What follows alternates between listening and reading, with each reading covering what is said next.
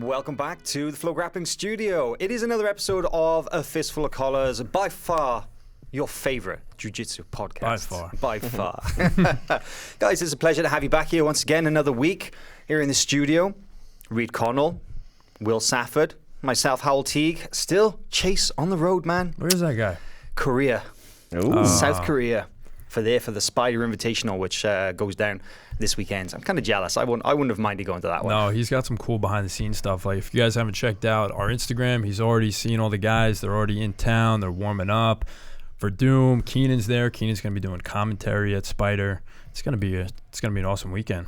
I mean, I would imagine that most people who watch this podcast already follow us on Instagram, right? But we should probably let people know that the Instagram's actually a really good place to get some of that cool behind-the-scenes stuff too, right? Because we post a lot to our Instagram stories, and there's always a lot of stuff, like in the training room. Because you tell us about it, Reed. Actually, at the last Spider event, they have like a really set schedule, and they actually make time for the guys to do these training sessions, right? Yeah. A lot of these stuff that Chase has been posting was reminding me a lot of my visit in February. There, they had the orientation. The Spider, the way they run a tournament, the way they run the whole event is like they really dot all their I's and cross all their T's. They have everything all planned out. So they had the orientation, and then of course they have a sweet little like a private training center, Spider training center. You saw those blue mats. Invitation only? Where Verdum and Lucas and stuff were training. I'm not sure if it's invitation only. I think it is open to the public, and I think they do open mats and stuff there all the time.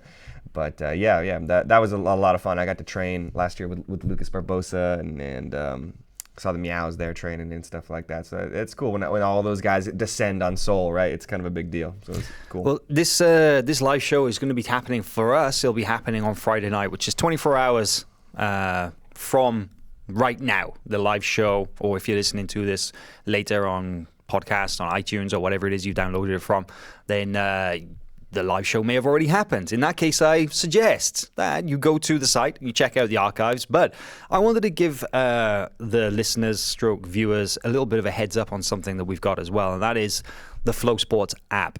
Okay, so you can go to on iTunes, the iTunes store, the App Store, go to Flow Sports, and then you can log in and you can select which of the channels, and remember there are plenty, such as wrestling, combat, etc., and you can get your membership, and basically you'll have access to all of the videos that we upload to the site, all of the articles that we post to the site. You can watch the live events through the site as well, and basically the app acts as like a hub for everything that you would see on the website. But I like it because you know what happens if sometimes I'm out and about. Usually I'm sat down and I make sure that I'm watching the event, but sometimes I'm busy, sometimes I'm doing something, and I get a notification on my phone saying, hey, by the way, let's say Fight to Win 90 whatever starts 10 minutes, you should go check it out. Boom, I hit the button, live stream comes up on my phone immediately. Doesn't matter where I am or what I'm doing, I can get my jiu-jitsu fix. Boom. Isn't that cool? Super clean too. It's like really good design. I like how clean, organized it is.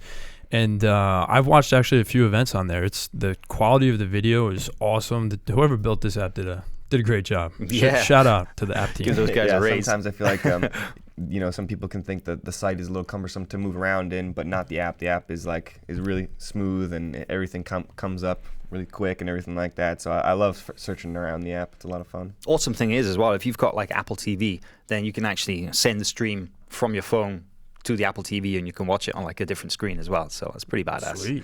Yeah. So check it out. And of course, you can read all the articles and stuff. Lots of articles, lots of previews about the various events that we've got coming up. One of the big pieces of news that we did drop this week was the competitors list for the ADCC trials that weekend. That went crazy, right? Because everybody wanted to see who signed up. But I did want to mention as well that with the trials having started now, right? We just recently had the first ADCC trials of the new season, shall we say, which was in Europe about a month ago, and this weekend will be the second. It'll be the first North American trials. That we've started the master list, right? Somebody want to break down what is the master list? Yeah, there's a good kind of primer last year or 2 years ago we did that just kind of like, set all the names that were qualified, all the names that got invites, all the names that won the trials and things like that, so you can know exactly who is going to be in the bracket as it builds. Like Hal said, we had the first European trials, so that name is in there. Next weekend or this weekend we'll have another name because the first North American winner will be in there. The 2017 champions are usually in there. So man, this is what gets me so excited. This part of the year, this part of the ADCC season, now we get to start to see what these brackets are going to look like. So excited for 2019 Worlds for sure. It's literally a living, breathing document that is going to build throughout the season. I mean, this is the great thing. You can keep going back in and checking it, because after every trials event, there's obviously potentially there's 6, 7, 7, 88, 99, over 9. There's 5 new names. If there are women's trials at that event as well, there's 7 new names added to that list after every event. And sometimes, those names are kind of surprising, right? The trials have a great way of throwing out some wild cards. Yeah. So and I love the trials, of course. The trials system is so great the way it works, but like, man, it's so exciting kind of waiting to see who's going to be invited, right? After all the trials have kind of shook out, you see where, who won the European, who won the Asia and everything like that, and you're like, okay, there's 5 slots left. Who's going to get those invites? It's and like they trickle them out slowly. It's like the missing pieces on a jigsaw puzzle, exactly. Right? Yeah. We had a question the other day. Why isn't Gordon Ryan doing trials? And actually, no, it's a good question. Yeah. Explain it. The returning champions automatically get an invite to the next World Championships. Exactly. So he doesn't have to do trials. No. But Nicky Ryan, who actually did make it he was invited last ADCC because somebody got hurt, right? Yeah, I mean, that always happens. Make weight, I believe, at the very last Someone couldn't make weight, so Nicky was a replacement. So just because he went doesn't mean that he's automatically getting invited back. So he is actually signed up this weekend to do the trials. Yeah, exactly. You can be an ADCC veteran and you may have to qualify again. Yeah, there's that. But yeah, champions, they automatically get the invite back. And, it's only right, because you'd expect them to defend their title, right? Right. I think the only champion that didn't return in 2017 was Hidalgo. Davi Ramos and Hidalgo. So two champions didn't return in 2017. So some guys changed categories though, right? Because remember that Yuri came back at the last one to win his second title. Exactly. He did 88, then 99, and it's the same thing with Gordon. You do that. You don't have to go back to the Division 1. You can go. No, but I can imagine the same thing will happen for Gordon, because he won gold at 88. I don't see him getting down to 88 kilos again, right? 99. I think 99. Over 99. Over 99. I see him doing over 99. Well, he says he's walking around about 220-ish, right? Up or down a few pounds, depending on the day, which is 99 kilos, thereabouts. So I think it depends on who's from his team is also going to compete. Right. If it opens up a slot above or below. But he is the biggest Danaher Death Squad guy. Mm-hmm. That's one thing about the DDS team. They don't really have a lot of big guys. A bunch of big guys. Yeah. It's mostly like the featherweights. They have a lot of featherweights. And it's interesting as well, because last ADCC Worlds, Gordon at 88. You had Jake Shields at 99. Jake obviously is now based in New York, training at Danaher's. He's smaller than Gordon. So. He is, but he competed at under 99. And then over 99 was Tom DeBlas. And Gordon cut so much weight. I mean, he's naturally bigger than both those guys. Oh, wow. Yeah, I was wondering, how the heck did he get to 88? Yeah, he did do a pretty intensive weight cut. I remember there that last few days. He did look pretty skinny. I mean, it sounded like he did it right and he didn't have too much of a problem. But definitely from going from kind of like the week before, where I remember walking into Danaher's, I went walking into the blue basement and I was like, oh my God, Gordon Ryan is so big. I was like, oh my God, he's so huge. And then a couple weeks later, when he was down to 88 kilos, that's like 190 pounds, something like that. So no, he really is huge. Like if you've never seen him in person, he's just a big guy. Yeah, he's a big dude. He's got broad shoulders, big shoulders. Yeah. But you know who else was at ADCC? Who dat? I never knew this. I just looked it up. Ben Askren. Ben Askren is an ADCC veteran. That's right. When did he compete? 2009. Wow, that's back in the day, huh? So he got an invite, right? He didn't win the trials. So ADCC used to, I feel like, invite a lot more wrestlers and MMA guys and things like that, guys from other disciplines. Was Ben even doing MMA at that point? 2009? Yeah, he must have been. Because he'd competed in the Olympics the year before. Yeah. He did the 2008 Olympics in Beijing, right? Yes. Yeah. So he was like a year out from being an Olympic wrestler, and he gets the invite to ADCC. That's pretty cool. Yeah, it must be kind of in between period there. I have to wonder how many Olympic wrestlers would actually take that call. You know, that's a step up, right? Yeah, definitely. I'd love to see Jordan Burroughs in ADCC. Man, imagine. Kyle Snyder. Kyle Snyder. Yeah, that'd be crazy. Kyle Snyder, Gordon Ryan. Hey, David Taylor, actually, who recently he won World Championship, right? He's trained quite a bit with with Dillon, right? True. Yeah, there is a video floating around YouTube of the two of them, the Magic Man, they call him, the Magic Man in Dillon, rolling around doing some wrestling and stuff like that. Fun video. Interesting. But yeah, Dillon not known really for a wrestler, but at least in the video, he looks like he's doing pretty well against one of the best wrestlers in the entire world, David Taylor. So. Dillon's got some wrestling. Yeah. I mean, like you can go on FloWrestling and you can actually find matches of Dillon Danis from when he was in high school. Sure. High school. Yeah, but that was Parsippany, New Jersey. That was actually one of the things that so Ben Askren and Dillon Danis just had a little beef on Twitter. What's that? Dillon getting into it Can with you somebody on social media? No. And Ben Askren too, right? It's only a matter of time before those two probably crossed paths. But Ben was actually saying that Dillon's wrestling, like it's no wonder that Conor didn't do very well against Khabib, because Dillon was basically his grappling coach, and Dillon he was not giving too much praise to Dillon's wrestling skills. Well, listen, I mean, as good as Dillon is as a grappler. First off, right? Go ahead. As good as Dillon is as a grappler, as a jiu-jitsu black belt, or as a wrestler, whatever you want to say, you have to think, it's pretty hard to replicate somebody of Khabib's wrestling ability, right? Find somebody with the same like lifelong pedigree of wrestling as a guy from Dagestan. Good fucking luck, you know. 100%. But also, like when I look at Dillon Danis, I see a jiu-jitsu fighter. You know, who wrestles. Right? I agree. You know, grappler. Like he's done gi, definitely he's done some no gi stuff. But I don't see like a wrestler. Whereas Khabib, you just saw that photo that went around Instagram a couple days. He's a white belt in jiu-jitsu. Yeah. He's not a jiu-jitsu guy. He's a wrestler. Can you imagine that white belt turning up to your gym? Yeah, right. Yeah. But you ever trained before, bro? I think they did bring in also like a Moldovan wrestling coach to help him out too. So, but yeah, I agree. He definitely is a jiu-jitsu guy, right? Even in his MMA fight, he pulled guard, you know, and tapped him out from there. So usually most wrestlers don't pull guard that I know of. That's anyway. true. So that is very true. If I know any wrestlers, I know that they don't pull guard ever. But you could say then that Dillon is a complete grappler, that he can fight from top or bottom. But, would you say he's the best BJJ guy in MMA? No. No offense, it's certainly debatable. He's only had one match, right? His pedigree is that he's a brown belt no gi world champion. Okay, brown belt, actually gi and no gi, or just I think just gi. Okay, yeah, but interesting. I'm going to reference it once more. I have mentioned it before on this podcast, but the BJJ Goons podcast, Tim Spriggs and DJ Jackson. Shout out to those guys. I enjoy this show.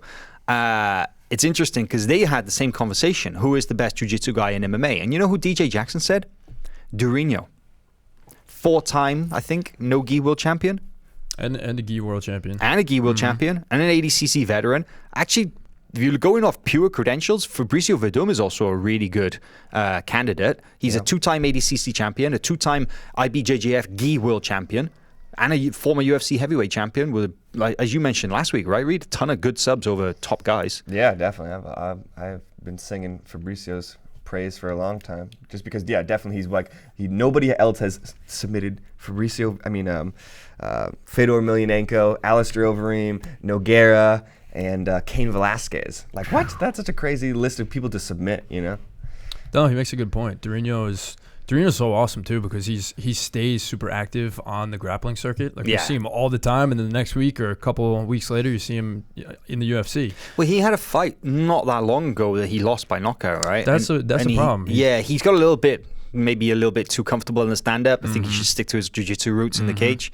But that's what UFC fans want to see, right? Yeah, and it's kind of like the route Damian Maia went, right? You know, he kind of fell in love with his stand-up too, or, you know, at least that's kind of like the narrative. He fell in love with his stand-up in some fights too, and then it took him that route to realize that he needed to really kind of like double down on his grappling, and then he became twice as dominant. So maybe that's the route Gilbert Burns is taking as well.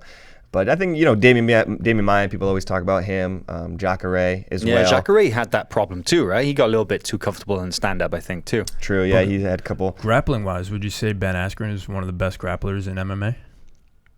Well, best wrestlers. Best wrestlers, without a doubt. Yeah, I don't think there's there's probably like a list of like maybe less than 5 guys in the world who could out wrestle Ben in the cage. He's right? definitely adapted his grappling style to MMA the best, maybe, or one of the best. Because he has been so dominant in it's just grappling. He really doesn't have much striking. You watch all of his fights, and he really doesn't have dives in on that. Yeah, he doesn't have many like punches thrown even over 5-round fights. Right.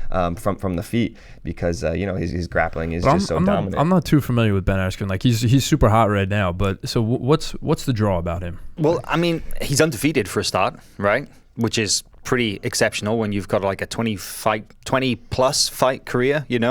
I mean, he's just looked unstoppable, basically. But I'd have to look up exactly like his biggest wins, but like the ones that come to mind to me are Douglas Lima, when he dominated Douglas Lima in Bellator, and I think Douglas Lima has gone on to prove that like he's a very good welterweight. He gave Rory McDonald one of his toughest fights ever. I think even after the fight, Rory McDonald said that Douglas Lima was the toughest guy he'd ever fought, and he fought Tyron Woodley. Douglas Lima is more of like a stand-up striker, right? Yeah, more of a striker for sure. He fought. I beat Andrei Koreshkov, which I remember was a really big win for him in his career. That was Bellator as well. Has he ever faced a really good wrestler? He fought Shinyaoki, who's a grappler, not a wrestler. One of the most savage submission artists in all of MMA. I mean, that guy, I lost count of how many arms he's broken.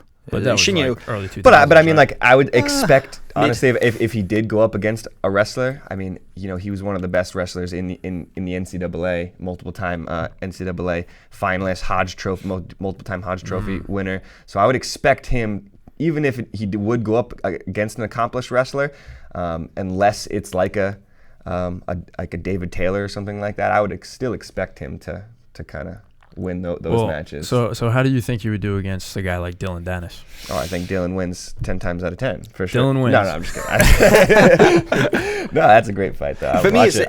I would watch it. I'd love to see that match, and you can kind of wonder, like, man, how would it go? I see it being a wrestler versus jiu-jitsu guy in the cage. I don't see him standing and trading, because neither of them have really got stand up to write home about. Ben doesn't really finish people. I brought up his record here. He had 19 fights, won no contest. So let's say 18 fights. Lewis Kane, I remember that. Well, he's had 5 submissions. I think in 19 fights, for a guy who mauls people on the ground, you'd have to think those would open up submission opportunities, right? So maybe not the hottest finisher, but wrestlers aren't known for their submissions. Whereas Dillon, one thing you can say about Dillon is that it's kill or be killed, right? That he doesn't care about position, top or bottom. He doesn't really care about, reversals, whatever. He'll give up position to dive on the opportunity to finish somebody. And he, more often than not, can't find it. So I'll say that if Dillon would go out there, he'll probably happily accept getting underneath those legs, like go for like some kind of leg lock attack. Askren will basically look to maul him, but I see Dillon pulling out a leg lock. So in a grappling match, you see Dillon? No, I see that happening in MMA as well. In MMA as well? Yeah, I do. Dillon all the way? No, it's not as clear cut as that. I wouldn't say all the way. But I also want to point out the kind of infamous training session that is on YouTube between Ben Askren and Dillon's former coach, Marcelo Garcia. That's a really fun video if you've never watched that one. I've never seen that one. That's a great video. Well, it's basically Marcelo abusing Ben Askren for like 5 minutes straight, tapping him out at will with submissions that don't even exist. But that says a lot to Marcelo's ability, and that was Marcelo. That was a few years ago, right? Yeah, so Marcelo was sharp. Well, this is super interesting because I put a poll up in the Facebook chat, and I said who wins in a grappling match between Dillon Danis and Ben Askren. 78% went with Ben Askren. 22% went with Dillon. So people got a lot of faith in Ben's grappling abilities. But I think you make a great point too. Is like he's not known as a finisher. Like he'll win a fight when he gets on top and he can kind of ground and pound, but he lacks in the submissions. Whereas Dillon, like you said, definitely knows how to finish a fight. So. Yeah. One of my favorite matches from Dillon last little bit was when he fought Jackson Souza. That was such an impressive performance, I think, and it just goes to show, I think, how good Dillon is at those leg attacks and things like that. So I know that he lost. Ben Askren lost to ADCC via a leg attack, or Yeah, by Pablo Popovich. was it a toe hold or? I'm not sure. Yeah, a leg attack. I forget exactly what it was. So you could point to that being a weakness in Ben Askren's game and a strength in Dillon's game. So Hey, I wouldn't mind seeing it on FloGrappling though. let's do it. Let's do it. How do we make that happen? Set that What do we do? All right, set that up. I don't know. I mean, let's put it out there, you know? I mean, Ben said that he's open to doing grappling matches, right? It's Dillon. He's gonna wrestle Midlands. I believe he would. What's Askren. Midlands? Man, Midlands is like the toughest high school tournament, or it's not even just a high school tournament. It's like one of the toughest wrestling tournaments in the country. It's like all the big high school names go, but you can also a lot of like the freestyle wrestlers who are trying to win U.S. Opens and things like that. They can also So like anyone can sign yeah. up. So it's like a really like a lot of tough older guys will go. So high school wrestlers can match up against the kind of like guys who already graduated and stuff like that. But it's a super exciting tournament that they always have every year, and it was like. Just has always been one of the toughest tournaments to win. It's like guys who win the NCAA tournament can't even win it sometimes. That's how tough it is. Interesting. I think quite a few people would want to face Dillon right now. You think? Yeah, I don't think you would have a short. Or Gilbert, we were just talking about Durino. Gilbert's called him out too, right? They've been at it too. I don't know. I'll be honest. When it comes to the grappling thing, I think Dillon definitely seems open to taking on big grappling matches. You know. He's mentioned to me that he's definitely interested in going up against big name MMA guys because obviously it's kind of good for his career, right? That's the direction that he's moving. He won't just take on any random black belt. He want a guy who's got a name. I think Askren is that kind of guy, right? Yeah. Problem is, Askren now, he got traded from ONE FC to the UFC, which is pretty epic news, right? There's a whole story there. Yeah. But what does that mean for Ben, though? Because UFC, you know, they're not necessarily the most... permissive of extracurricular activities. Sure. Although, that said, you know, Durino has been very active in competing. Sure. He's a contracted UFC guy. Ben Henderson's another good example. So there are some who get away with it, but Ben has never had the greatest relationship with the UFC, and they still haven't publicly acknowledged that they've got him. So I think they're going to have to work some stuff out there before he can start asking for, hey, do you mind if I go off and wrestle this guy? We'll see. Do you think Dillon will get an invite to ADCC? That's what I was just thinking because he was there in 2017. And he got invited. He got invited. Yeah, had a phenomenal match with Gordon Ryan. I think he was probably the closest to beating Gordon Ryan. We went to a ref decision. He was extremely close ref decision. There. Yeah. Had such really, really close matches. So I don't know. Yeah, I mean, he did lose, of course, but he did come back in the absolute division in the... He had a match over, I think, I forget the guy's name. No, it wasn't Shrek. It was Hideki Sakini. It's not Shrek. It's a different Japanese guy. Oh, okay, sorry. But then he had a great match, losing on points to Muhammad Ali after that. And Muhammad Ali, 200 and whatever pound Muhammad Ali against Dillon. That was a pretty crazy match. Yeah, and even Dillon did have some good attacks in that match. Yeah, exactly the same thing. He was getting hucked around by Muhammad, who's, you know, known for his big high amplitude throws, right? Foot swept and, you know, kind of got launched and stuff. But Dillon's just like, yeah, no worries, because in that transition they hit the ground, boom, he's on the guillotine. Boom, he's looking for the crucifix. Yeah, you know? I could definitely see him getting an invite again, because I still think that Dillon's one of the best grapplers out there. So I could definitely see him getting an invite. What about Ben Askren getting the invite? That would make things interesting, huh? Dude, ADCC set it up. Like, seriously, that would be epic. It's in Los Angeles this year, right? So One thing I loved was at the last ADCC as well was that they made Dillon and Gordon first round. In the brackets. That was crazy. Yeah, that is epic, because you know what, they've been circling each other for so long on, like, you know, social media, and there was a lot of beef between the two camps, and it was like ADCC, man, no F's given. They're just like, settle it right here. Let's get it done. I love it. I love ADCC so much, man. It's so much fun. It's cool. Well, speaking of great no-gi events to look forward to, we got another big one coming up on November the 10th in New York City, and all three of us are heading out to this one. Kasai Pro 4. You've probably heard us talking about Kasai Pro 4 once or twice here on this show, because, man, they've been, you know, rolling out the information for many, many weeks now about who's in, and it is a really, really stacked event. It's a showcase for some of the best talent in the game right now. Would you agree?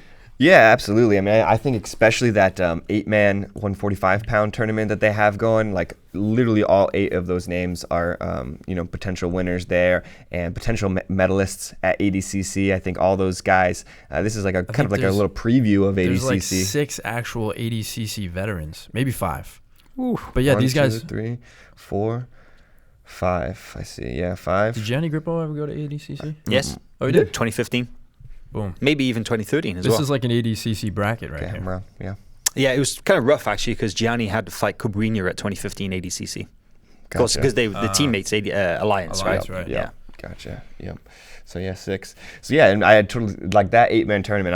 I'm really looking forward to exactly that one. You know, I'm so pumped to see Paolo versus like a Gio, and Calistine. I think has been really beating that drum for a long time, saying he's among the elite. So now it's time for a guy like Calistine, a guy like Williams, a guy like Ethan Krelenston to kind of prove that they are among the elite at this division. It's such a stacked division. Any early picks? Early picks, man. No early picks for me actually. No. You know what I love about this bracket is the different styles. There's so many different styles. Like you have a few. Mm-hmm. You got John Calistine is more of like a leg locker, right? More of a sub-only style kind of guy. Sub-only. Mm-hmm. Gio Martinez has got the whole 10th planet thing. Crazy guards. But Seeing him hitting some go-go platas lately. Gold Plata is a great back taker. Bruno Frazzato is just a legend. This guy's got so much experience. He's a really good back taker as well. He's just a good technician everywhere, right? Mm-hmm. He's gonna be hard to beat in the tournament, I think so. Yeah. Got a lot of experience. Probably the most experienced guy. No, actually, I guess it's between Frazzato and Tanquinho as to who's the most experienced. I'd probably give Tanquinho the edge there. He's a ADCC third place finisher, I think, possibly runner up. What would you say is his style? Tanquinho? Yeah. Whew, like almost unsweepable from top. Tanquinho means little tank, right? His older brother is Tank, and then Big Tank, and then he's Little Tank, right?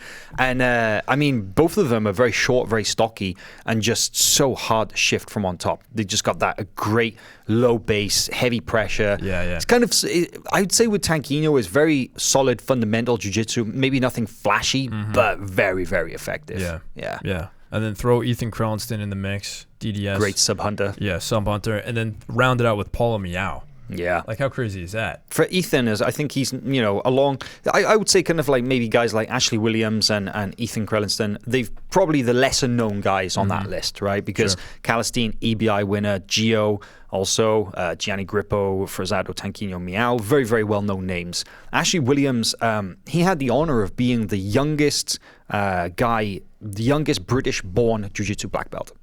I think he got promoted to black belt when he's 21, something like that. Yeah. Interesting side note, he has a twin brother who also trains jiu-jitsu. Is that right? I'm not sure if the twin's black belt yet or is... No, I was talking to him a little bit there at the last one, and he was saying that they're like, oh, what if you guys just like switched places, right? And he was like, well, it would go really bad for me because he's way better at jiu-jitsu than I am. So I'm not sure I'd really want to switch places with him. Yeah, so right. I don't think he is. And then Ethan, he's an ADCC veteran, right? He won the trials, West Coast trials. West Coast trials. But still, I think he got 2 matches into ADCC 2017. He beat Nicolas Renier in the first round. Impressive submission there, yeah. Yeah, and then he fought AJ in the second round. And man, that match with AJ was crazy because how AJ, we always say that he's very hard to finish. Yes. He proved it in that match because Ethan threw everything at him, including the kitchen sink. It's crazy. Yeah, so sometimes I think, Ethan through submissions and kind of sacrificed position and then ended up losing. Ethan also won his way into this bracket by beating Juni at the previous Kasai. And he submitted him from the back. Mm-hmm. Yeah. The previous Kasai choked him from the back, and he looked really good. Again, and Juni is a very good grappler. Oh yeah, and absolutely. I think Ashley also punched his ticket when he beat Frank Rosenthal. That was a fun little overtime. I think the only match that went to overtime on the undercard from last Kasai, and if I remember, it was a sudden death overtime, right? And he passed his guard, kind of right at the very end, and that was an exciting one. Yeah, it was. Any picks for you over there, Will? Man, anybody jump out at you? This is so hard because it's such a battle of styles. You know what? I'm gonna go with Grippo. Gianni Grippo, just because he knows. I mean, the guy has so much experience. You can't submit him. He fought Calistine last time, right? He didn't get submitted. Calistine's a great leg locker. Man, you know what? And he's gone through the tournament once before. Gone through the tournament. I'm trying to think. The only time I've I've seen Gianni tapped out, like in the last year or more, was against Keenan in the gi. And Keenan's huge compared to Gianni. His weight class. So you know what I mean? It's not often that Gianni gets caught. If he doesn't win, he'll be right up there, probably finals. But I think he's a safe bet, Gianni Grippo. Well, it's important to note as well that when he fought Calistine at the last Kasai Pro 3, sorry, they fought the super fight. There were no points, right? It was submission only. Mm-hmm. And, you know, I guess I'd have to go back and watch that match and score it. But you'd have to think that the strategy would be different with points were on the line. True. And Gianni is so used to playing under points rules. Now it's his world, right? Exactly. Yeah. And he took third in the 155, the Kasai won, right? And that was with Gary Tonon, Renato Canuto. That's right. And there's a bunch of good leg lockers there, guys who were actually a little bit bigger than him, and he did really well. So, what about you, Hal? Man, I mean, it really is it's a pick-em, right? I definitely like to see some of the younger guys go out there and really shake things up. I'd love to see like a John Calistine or an Ethan Krellenstein go out there and you know, take a couple of submissions. But against that lineup, I think it's going to be really, really tough. Then I'd love to see some of the veterans go out there and show how to deal with these up-and-coming youngsters with the modern fancy games and stuff, you know? So, but I think, you know, you got to go for one of the safer bets, and I'm probably going to pick somebody like a Paulo Miao, because we were talking about it earlier about Gianni. You almost never see him get finished. You never see anybody tap out Paulo. Doesn't tap the heel hooks. Just doesn't tap. No. It's like him and his brother Joao. They've got those weird legs. They just rubber. They will not tap to. And, you know, incredible. So I think Paulo... And the good thing about Paulo as well is that he's really developed this game over the last couple of years. So he's got a really, really good top game now as well. You know who he's been training with too. Who's he been training with? Well, Dillon Danis. Eddie Cummings. Oh. Actually, no. No. Word is that, yes, they're training in the same room, because Eddie Cummings has since recently joined Unity Jiu-Jitsu in New York, right? Big story behind that one. Yeah. But Paulo and Eddie have not trained together. Not yet. Not yet. Yes. Also good to note real quick that it's if you guys have never watched a Kasai before, it's right 2 4-man brackets, round robin. The good thing about this is all those guys are going to fight each other, and then the kind of winners of each group move on to the finals. So I'll take a stab. I'll take Gio Martinez. Oh, nice. I'd like to see Gio do well, and I think that, you know, if he's going up against leg lockers in Ethan and in Calistine and a lot of the other guys are leg lockers, and I think Gio can win those battles. So I like that. You know, you made that point earlier about it, like it being Gianni's house now, because like it's a points. Oh yeah, it's more of a points, but you actually do get a point for submission attempt. Yeah, so there's about the points. They basically standard kind of IBJJF point scoring, like 2 points for sweep, 2 points for takedown, 4 points, you know, for the back, etc., etc. But there's no advantages. But what they do is they have 1 point for near attacks, near takedowns, right? Right. Which in effect is an advantage, right? But whatever. Right. It's not a half point. It's actually a 1 point. There was that great clip that you uploaded, right, Reed, of Wagner Hocha, when he kind of gets into that wrestling scramble with Renato, hits him down, and doesn't quite, you know, consolidate the position, but gets up, and he's like, yeah. No, I love. Where is it? I love the 1 point thing. You know, it's like a little bit. It's weighted a little bit more than an advantage, but not as much as 2 points, obviously. But it always mixes things up, and you can throw an extra point in there. You know, it's like, whoa, where did that point come from? How do you get it back? Tiebreaker right there. Yeah. Speaking of Wagner and Wagner's going to be facing Renato Canuto in the rematch. Oh, in the super fight. Right. Yeah, we got some really, really good super fights, actually. We got Mateus Danis versus Gordon Ryan, which is a great one. I mean, obviously, we always love seeing Gordon in action, and against an absolute, just a human gorilla like Mateus Danis, Kasai Pro 2 tournament winner. Wagner Hocha versus Renato Canuto, rematch of the Kasai Pro 3 welterweight tournament. And then PJ Barch versus Mateus Lutz, both also competitors in that 170-pound tournament, the Kasai Pro 3 as well. Ooh, a lot to break down there. Yeah, man, plenty of big super fights. I'd say the one that I'm really looking forward to probably is that Wagner versus Hanato match. And what I love most about this match is that this one kind of did leave a little sour taste in everybody's mouth the first time around. You know, it's kind of like Wagner thought he was winning, Hanato thought he was winning, and it kind of, you know, made for a little bit of a stalemate towards the end. You know, so you know, not to take anything away from Hanato Canuto, he definitely won the match. But I like that they were like, you know what, this was a great matchup. Everybody kind of wanted to see this one, I think, from the get-go walking into the tournament. You know, it happened. It didn't live up to the expectations, but we're going to run it back. This time, submission only. Give Wagner a chance to kind of like get revenge, you know, that he thought he had in the beginning. And so I think that's awesome that they gave him the chance to make this an exciting match, make this, you know, a badass match. I'm really looking forward to that one. Yeah, we all want to see a definitive answer, right? Yeah, so exactly. Let's have the second go at that and see what they can do. What are the rules on that one? It's a submission-only match, 10 minutes, I believe. I'm not sure if there's an overtime or not. Couldn't speak. Honestly, I think, you know, who doesn't like seeing Gordon Ryan, right? So him and Mateus Danis.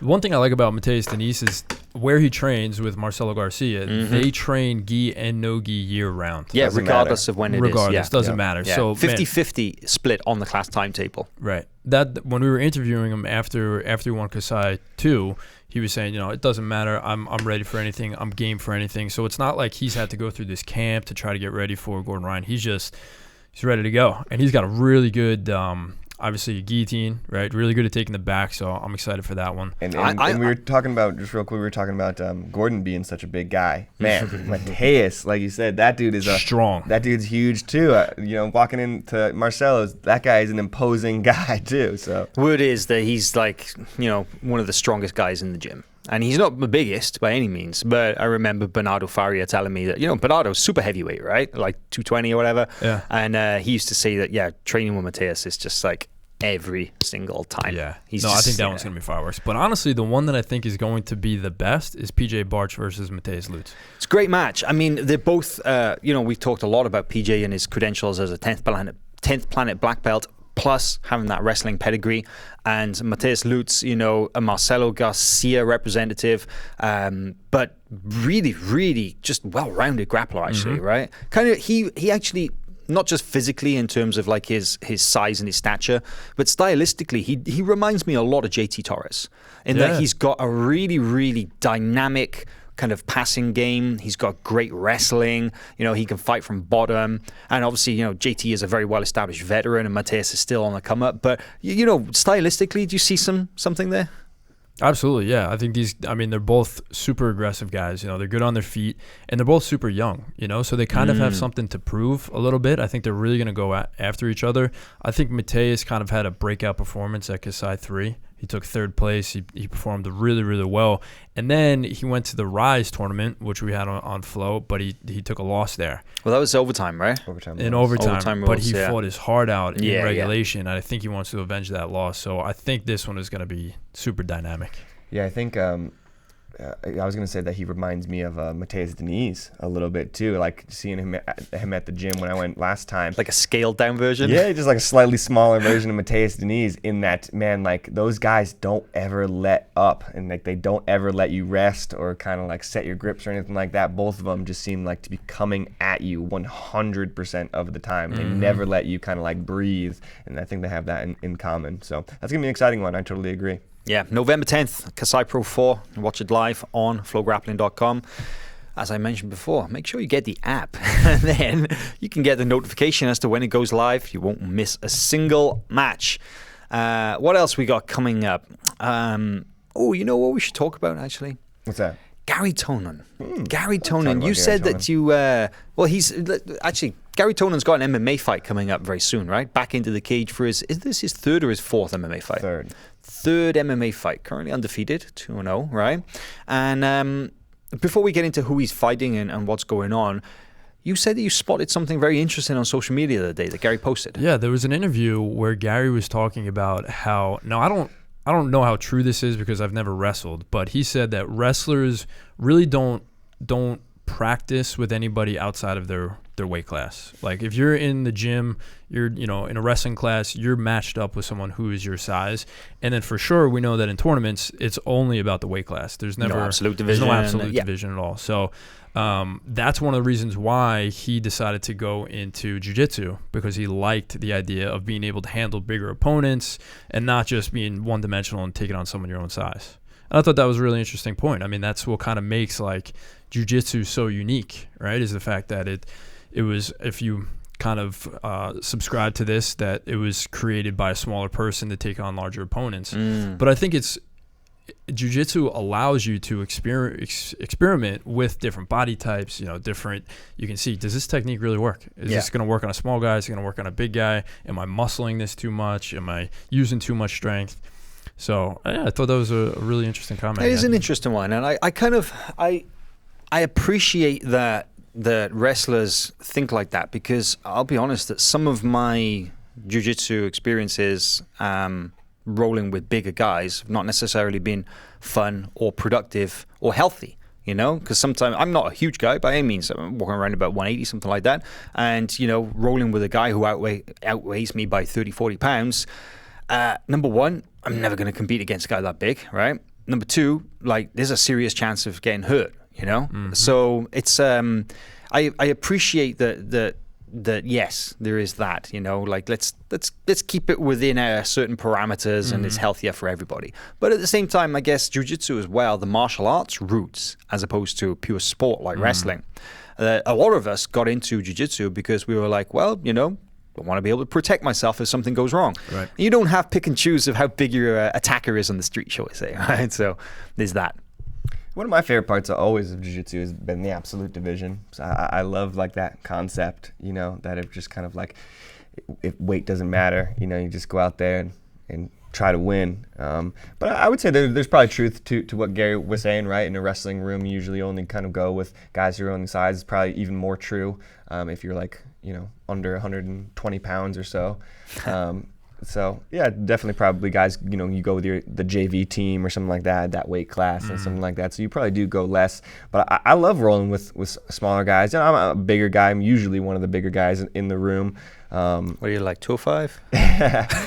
Probably pushing around 200 these days.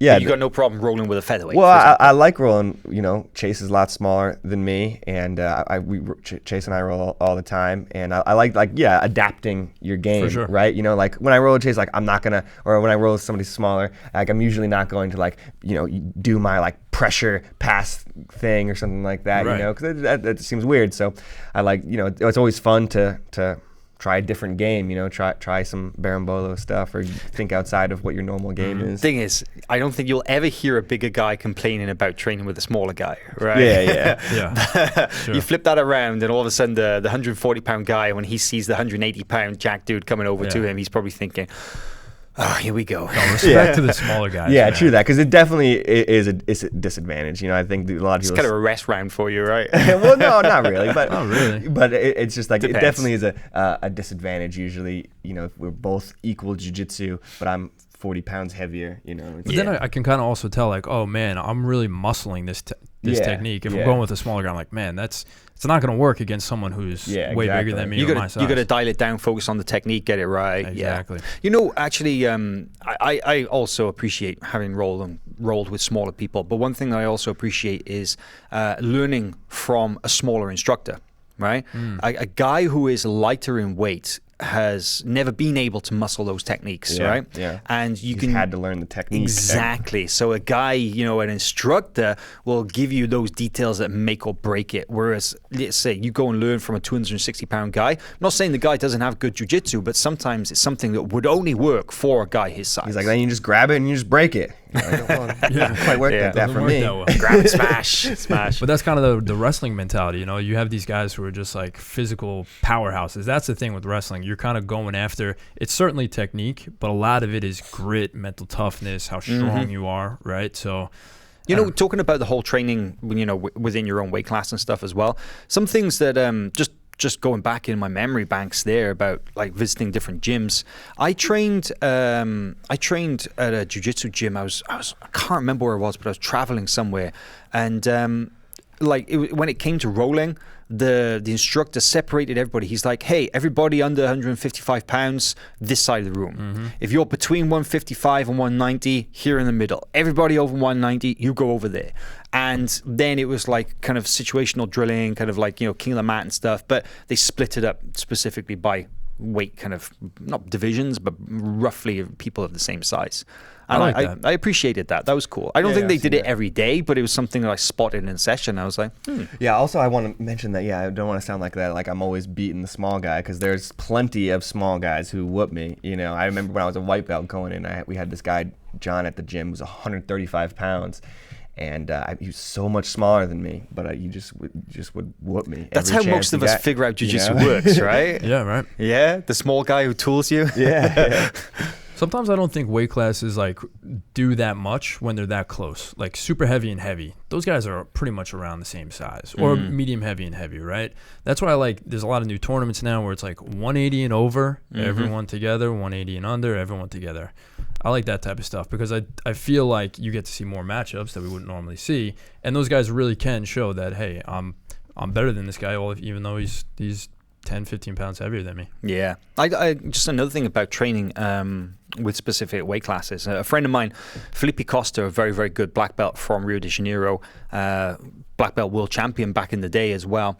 And Felipe, he was kind of, he's a small dude. He competes at Rooster or Light Feather, right? And he was like, well, I don't really get a lot from training with big guys. He would do it once in a while, but, it wasn't his favorite thing to do. So he actually set up an open training session. The guys from any team could come down, train together, but the cap was lightweight. And he called it lightweight training. So basically anything from rooster weight through to lightweight, male or female, come down and train, but only up to this weight limit. And it was cool because you had a bunch of guys coming down from different gyms training together, all belt colors as well. You had good purple belts and brown belts. You had black belts established. And potentially some of them could have run into each other in competition, but the really super duper competitive guys, they refused the invitation. They didn't go. But I thought that was kind of a nice little, it was almost like an open mat, but they ran it with structured rounds and stuff. Yeah, I think cool. if I know I'm competing soon, then I definitely want to get tough rounds with guys who are my size, because I know that's what I'm going to be experiencing. So I definitely try to cater my training to guys who are more my size if I know I'm going to be competing soon. Yeah, definitely. And an interesting point as well was that Chase made in your most recent episode of Backtake, the Mexico trip. Yeah, we had a lot of fun for that one. Yeah, when you guys went and you competed in Mexico City. Talk about it. Yep.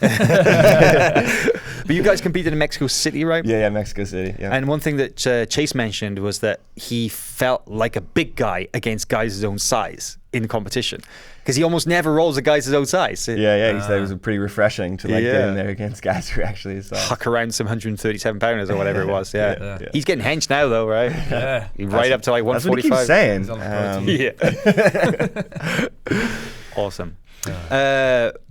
Grappling Tonon though, we should definitely mention he's got an MMA fight coming up. Same night there as Kasai. I think he's fighting in ONE FC. Yeah, going first. His third. Who's he fighting? Sung Jong Lee from South Korea. By all accounts, he's a 10th Planet Jiu-Jitsu guy. Yeah. Uh-huh. Yeah, if you watch some of his fights, he's a big heel hook guy too, right? We were just looking at some of that, and he's won a couple of fights by heel hook. And I remember watching his last fight where he lost, not by heel hook, but by like a failed heel hook, I guess, failed offensive heel hook. Got TKO'd? Yeah, he got TKO'd. Yikes. Kind of interesting, though. So yeah. Like a submission guy against a noted submission grappler. Yeah, you don't want to go huge exchanging heel hooks with Gary Tonon. So what is this fight? What happens? Do they stand up and show what they got on the feet, or? I'd love to see more Gary stand up. It's a work in progress. He definitely needs to work on it, right? We know what he's capable of as a grappler. So in his last fight, he was throwing some kicks and punches and stuff, and he said he actually enjoyed standing on his feet. But unfortunately, it's the same night as Kasai 4, so you have to tune into Kasai 4. Yeah. You won't be able to watch it, unfortunately. So. Not for you. We're getting to that point where we're into the latter part of the show. One thing that we should definitely make people aware of, that coming back later this year, FloGrappling Awards. There you go. Oh, they're the best. They're so fun, aren't they? They are. Like, everyone gets so involved. It's like your opportunity to get some, I don't know, you get a lot of recognition from like winning an event, you know, but then the event's over and that's it, you know. But what have you done over the year? Yeah. And maybe it's not, you know, you didn't win, but we have so many different categories, right? We've got like most improved, I think, or breakthrough of the year, and obviously black belt of the year. Yeah, no, Black belt of the year. Speaking of black belt of the year, sorry, Reed, go ahead. No. I was just gonna say, just kind of agree with Will there. It's always fun to just, you know, we have so many events, and it's kind of like the next one, then it's Nogi World, and it's the next event, and it's the next event. So it's great to just kind of take a step back and look at the year kind of holistically, and who had a great year, you know, who strung together, you know, multiple wins and things like that, and who had some crazy submissions. That's always one of my favorite categories, you know, the submission of the year. Take a look back at the best submissions. So I love doing, you know, being involved with it every year. It's like I said, it's a great time to just kind of like take a step back and look at the year as a whole. Any early front runners? Man, yeah, if we want to talk about black belt of the year, you know, I think that this is an interesting year a little bit because, you know, there's nobody, in my opinion, that's kind of like head and shoulders really above everybody else. You know, usually, even this year, Buchecha didn't win double gold. You know, Leandro won he took the gold in the absolute, and Buchecha took gold in the ultra heavyweight. So they kind of split the medals there. No, there's plenty of guys out there. Last year it was Cobrini, right? And he did the. And so Cobrini kind of really separated himself. Yeah, it's a good point. You know, double Grand Slam, Super Grand Slam, we should say. Won ADCC, Brazilian Nationals, Pans, and Worlds. You know, kind of hard to top that for sure. That's pretty much a once in a lifetime achievement right there. I don't think many people ever get the chance to do that. But maybe front runners, I'll throw out a name. Actually, he's competing this weekend against the former UFC heavyweight champion Lucas Barbosa. Man, I think he's a guy who's had a really good year thus far this year. You know, he won double gold, I believe, at Europeans. He had a phenomenal showing the previous year at Nogi Worlds in 2017. So hopefully we'll see gold medals at European, Pan, Brasileiros, and Worlds. Yep. Brasileiros and Worlds. Closed out a couple, but you know, legit won like Brazilian Nationals, absolute division. Closed out at Worlds, but yeah, it's been on a tear, right? Yeah, and excited to see him against Fabricio Verdum. So he's a guy I think who's had a really good year. What's super interesting about him too is that I actually look at Hulk as more of a no-gi guy. I think he's better without the gi, and so this is his season coming up now. We've got. 4-time no-gi world champion, is that what he is? Yeah, well, with the double gold last year, he won super heavy and absolute last year, I believe. Yep. But yeah, so excited to see him back on the mats. Anybody else pop out? Anybody else stick out to you? Me, man, I think Muhammad Ali. I think Muhammad Ali, you know, won Worlds this year. Just won, was in the finals at the CBD event, black belt event a couple of weeks ago, and then won the World Series of Grappling. So I think it was definitely a breakout year for him, and he just showed. One thing I love about Ali is that, man, he's so good on the feet. He's good from the guard. He's good everywhere, you know. And he's just a beast. He's a beast of a man. So yeah, he's always game to go at it for sure. How about you, Hallie? You got anybody that's sticking out to you for male black belt of the year? No. As they say, no is a complete sentence. So there you go. One more thing that I did want to bring up before we wrap this up is an amazing card that we've just been sent. This has not been released. This is a FloGrappling Fistful of Collars exclusive. Fight to Win 95, scheduled for December 1st in San Diego. Now, this is the first time that Fight to Win's gone back to San Diego since what? Fight to Win 5? Yeah, 4 or 5? Is that what it is? Yeah. So 90 shows later, they come back around since 2016. And there are some pretty good guys in San Diego, don't they? Oh, 1 or 2, apparently. Yeah. Well, they've put together what looks to be a pretty awesome card. So in the main event, black belt, no-gi light heavyweight title, Rafael Lovato Jr. making his return to grappling against Josh Hinger. Ooh, that's spicy. It is. It's a great match. Now, we've seen these two go before in the gi, Masters Worlds 2017, but that was a short match, 6 minutes, Masters black belt match. This is a 10-minute submission-only match. So definitely changes things somewhat, right? Man, that's crazy. Hinger's got all those crazy submissions. Hinger's definitely better no-gi than he is in gi. I think he'll admit to that as well. That's more of his wheelhouse. But he's got all those crazy submissions. He's got a great guillotine. He's got this monoplata he does. He really likes those like pain submissions. I don't think they are pain submissions. They just happen to be very, very painful. yeah. But I mean, he's a lot smaller than Lovato. I don't know, man. I mean, Josh walks around He's like jacked. a solid 190. He's not big, dude, but he's freaking jacked. Yeah. But yeah, Lovato is actually huge. But then right? What is he, we 6'3"? Right around there. Yeah. But he does fight at 185. He probably won't be 185 for this. But He cuts a ton. He's a big dude. But we saw him. The last time we saw him on Fight to Win was against Tim Spriggs. Nogi, and man, he gave it to Tim Spriggs. Hey, not a lot of people handle Spriggs like that. That was incredible. And Tim Spriggs is a big guy. He's a true heavyweight, Tim Spriggs. So that'll be a good one. Yeah, he's 200 plus for sure. Yeah. the Bellator #1 contender there, Rafael Lovato Jr. He's going to fight Gegard Mousasi next, hopefully. Fingers crossed, Good for him, man. He deserves it because he's put the work in to get there, He right? really has, man. He's been grinding. And I love that he still hasn't abandoned grappling. You know, he's coming back to the world of grappling against, you know, two-time Nogi world champion Josh Hinger. That's awesome. Just run through the card real quick because there are a ton of really good matches on here. You got a women's bantamweight Nogi title fight between Jenna Bishop and Tubby Aliquin, Amanda Aliquin, that is. That's a great match. Tarsis Humphreys returns to the mat against Kuhio Tabankura. I'm probably butchering that name, I'm sorry. But you got Eduardo Teles on the mat versus Cassio Wernick. That's really good. Barrett Yoshida is on there. Man, there's a ton of names. I mean, you know, going down through the divisions as well. There's Rolando Sampson is on there. Johnny Tamer is on there. Dustin Akbari versus PJ Barch in a Nogi match. That's a good one. I like that. I can see like a lot of wrestling in that match. Not a lot of guard pulling. Yeah, you got Liz Carmouche, who is another potential title challenger in the UFC, right? Women's division, up against Gabby McComb from Gracie Muay Thai, a very, very good black belt out of Leticia Ribero's team. And then, a ton of really good... Keith Krikorian versus Mateus Luna. That's a crazy match. That's an awesome one. And Igor Tanabe on there too? Yeah, that's a brown belt match. You're pretty hot on Keith Krikorian, right? These days, yeah. I've just been kind of following him this year. I remember watching him as a purple belt in EBI a few years ago, but it seems like he's really hitting his stride. He's going to be at trials this weekend. So. And Matthias Luna, one of the twin brothers, the Luna brothers, for out of Checkmat. These guys, they compete all the time. They're always competing. Yeah, that's a stiff matchup there. But both of them. I'm not sure if which one it was, but one of them, because it's almost impossible they have like to the tell. same name and they look exactly the same. There's Mateus and Matthias. Okay. They want to make it more confusing. They're already identical. Twins. Yeah. But one of them working on it. Just beat Mason Fowler in the super heavyweight I division. believe that's ultra heavyweight division. No, that's Matthias. I believe it was Mateus. I think it was Mateus. Yeah, I believe it was Mateus. I think it was Mateus. Who did that? So not Matthias. Not Matthias. All right. Either way. But they're both really good. Yeah, they really are. Gi or no gi.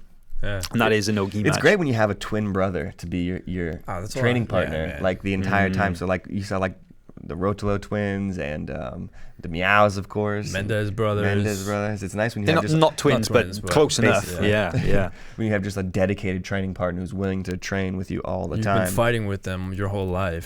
So. There are actually quite a lot of twins in jiu-jitsu. Right? Yeah, obviously, but we did an article about twins in jiu-jitsu. There are many, many more than you think. There are Kevin and Brian Mehecha. Oh, that's right. Yeah. You've got the Blanche brothers from Australia, the purple belts, Gilgamesh and Solomon. Yes. Yeah, they're really good. You've got Taimires Aquino from GF Team, the black belt. She's actually got a sister who potentially is a purple belt now, but was a blue belt up until recently. So that's kind of interesting because they're not the same belt, and they don't even train in the same gym because they live apart. And then you got a couple of really good brown belts called the Cavalcanti brothers, Marcos and Silvio, representing Cicero Costa. That was so weird because the first time I ever went to Cicero's gym, 2013, 2014, I forget, 2013 I think it was.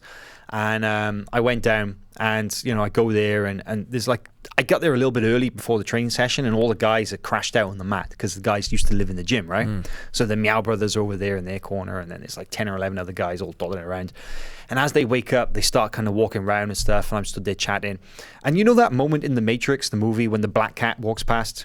And then like a couple of seconds later, the black cat walks past again, right? This kid walks past me. And then a couple of seconds later, this other kid walks past, and I'm like, wait, what? Is there a glitch in the Matrix? Because there's the two Meow brothers, and then there's these other two twins over there in the other corner. I'm like, what's going on? What's in the water here? Yeah, like, they just duplicate when they're on the mats. Crazy. Yeah, that's the thing at tournaments. When I see the Luna brothers, I'm always like, did I say hi to you yet? Yeah. I said hi to one of you. Yeah. Not sure. We'll figure it out eventually. Yeah. And one last thing to wrap up, because we are running long. But Will, continuing the series that we instituted last week, unpopular jiu-jitsu opinions. I hear you've got one. I do. I guess it's an unpopular jiu-jitsu opinion. I'll throw it out there. So here's the thing. You know how like a lot of times in the academy, you're not supposed to, when it's time to roll, as a lower belt, you're not supposed to call out an upper belt to roll. So a blue belt doesn't call out a brown belt. Blue belt doesn't call out a purple belt. You wait to be called out. So a blue belt can call out another blue belt. You can invite that guy to go for a roll. To go roll. A blue belt can go and invite a white belt for a roll. But a white belt can't walk up to a black belt and go, hey, bro, what's up? Want to roll? Right. Okay. So just getting it straight. So here's the thing. Like, that's like, people don't appreciate that. It's not, you just don't do that. But if it's not your first day in the class and you've been with these guys for maybe a couple of weeks or months, right? I don't have a problem with a blue belt. I'm a brown belt. I don't have a problem with the blue belt saying, hey, man, you want to roll? Like, I don't have any problem with that. Like, it doesn't bother me at all. Like, I don't feel disrespected. You don't feel it's an affront to your seniority? No. I mean, because I always appreciated when I was a blue belt, when I got to roll with guys who were upper belts. Obviously, I played by the rules and I waited for them to call me out. But you always learn something from an upper belt. You're always like, man, I can be that good one day, or that's what I can aspire to. And but you've trained in a few different gyms. Has it always been that way? That tradition? Because I know that it's one of those things that a lot of old school guys have that, and then other gyms it's like, you just train whoever you want, just call somebody out. Or whatever. That's true. It is definitely gym by gym. Right. It goes a gym by gym. But basis. were many of the gyms you visited, has it been like that? I would say yeah. Really? Yeah. And sometimes some places were more like strict about it, like, oh no, you don't do that, like you're sitting this one out, you don't call me out. And it actually depends on the person that you call out to. So from someone like me, true. I'm fine with it, but you call out someone like Reed who like hates, no, I'm just kidding, despises white belts. You might have something coming to you from someone like that. They'll be like, oh, okay, yeah, sure, we can roll, and then put the smack down. You get smashed. Huh. Yeah. So what do you guys think? Well, I mean, I've encountered that for sure. Definitely, I would say that I saw it more in Brazil. I never saw it in the UK, and I've never really experienced it in the US, but I've only ever trained in the US as a brown or black belt. So I guess in Brazil, I definitely saw it in a few different gyms, but it depended because some gyms, when it came to rolling time, the instructors would pair you up. So it'd be like, okay, you're going to go with him, you're going to go with him, you're going to go with him. And you never had the opportunity to kind of, For every roll. For every roll. Wow. Every round, every gym that I visited, the instructors would pair you up. Like, he'd make sure you get a really good cross-section of people to train with as well. But it would never be that moment when you'd be like, hey, you want to go? The exception was when I first moved to Brazil, I was purple belt, and I went to an open mat session at Gordo's gym. And basically, the Saturday morning open mat sessions at Gordo's were notorious because you would just go in and there'd be like 25 black belts on the mat. And you could probably count the amount of colored belts on one or two hands, right? So as a purple belt walking into the Lion's Den like that, I was like, I'm just going to sit here and wait for somebody to ask me, right? And I sat there for 3 rounds in a row, 3 10-minute rounds in a row. And I'm still waiting for somebody to come over. And Gordo actually comes past and he's like, just go grab one of them. And I was like, are you sure? And he's like, yeah, it's fine. So I did. But when I went over to the black belt and I asked him, he kind of looked at me like, what belt were you? I was a purple. He was kind of like, oh, what are you doing asking me? And I was like, Gordo told me to come over. And he's like, no, okay then. So, So that's the thing too. Sometimes you won't have the opportunity to roll if you don't. If you don't say anything, yeah. Right. And you want to get in, like a lot of guys like to challenge themselves. So let's say you're, blue belt is a long haul, right? You've got a brand new blue belt and you can have like a 4-year blue belt. Some of those 4-year blue belts are tired of rolling with white and lower level blue belts. They want to roll with, they want to challenge themselves. So that might become a problem too. I think when you're at your home gym, You know, I would hope that type of thinking like can be suppressed a little bit. You know, like I think when you got your home gym, you got your regular crew of guys, like it doesn't really matter to me anyway, right? When a white belt rolls with a brown belt or whatever, but definitely when I go travel, right, and I go visit a lot of gyms for just a drop in or just a couple days or something like that, and that's when definitely I can feel the pressure of like I'm a purple belt, so I don't want to ask. You know, I would love to when I go to like a Marcelo Garcia Academy. Yeah. You know, I'd love to go in there and get roles with Mateus Danis and stuff like that. But it's certainly, I don't know, it doesn't feel like it's my place, right? To go in, walk in and be like, hey, Mateus, you, me, let's go. You know, I would never do that, obviously. Right. So you know, there's certainly a time and a place for it, right? I notice that people avoid asking me sometimes. I'm a black belt. You know, I'll be there and I'll be looking around, and people just kind of be like, "You got the shaved head, the goatee, man. You're intimidating." No, but they'll sheepishly look in my direction and kind of like, you know, but they won't come over. And then some guys, if they do come over, they'll be like, "Hey, do you mind?" They're trying to throw a hint to you, Hal. They're trying to tell you, yeah. "Hey, please ask me." Yeah, to roll. would it be okay? Why do you think that is, though? Because of the seniority thing. Just because you're Just because of the seniority and it's thing. different. And I don't have an issue with people coming to me and asking me to roll, because literally the worst thing I can do is say no. Right. And I do say no. If I don't feel like it, I won't. You know, if a white belt comes over to me, I'm not the biggest fan of training with white belts because I don't get a lot out of that experience, and neither do they, because they're still trying to figure out what's going on, and I want a good roll, and you know, like my time is limited in the gym, so I'm gonna seek out the best training for me. Right. But you know, if a 250-pound blue belt comes over and he's like, "Hey man, you want to roll?" I'll be like, "Nah, I'm good. I'm good." It is a little different too. I think a blue belt asking a brown belt to roll and a blue belt asking a black belt to roll. Yeah. There's something a little different there too, True. right? So It's all about the eye contact, right?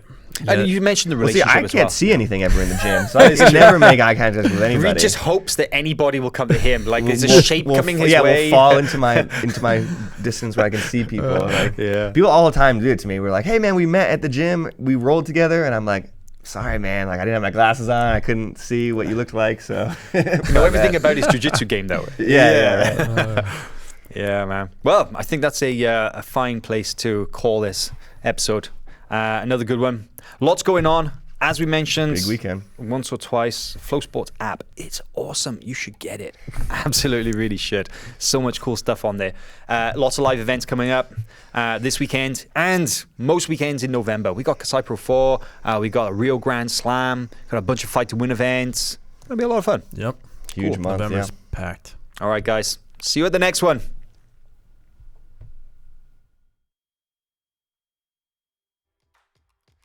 Epic one today. Hang on.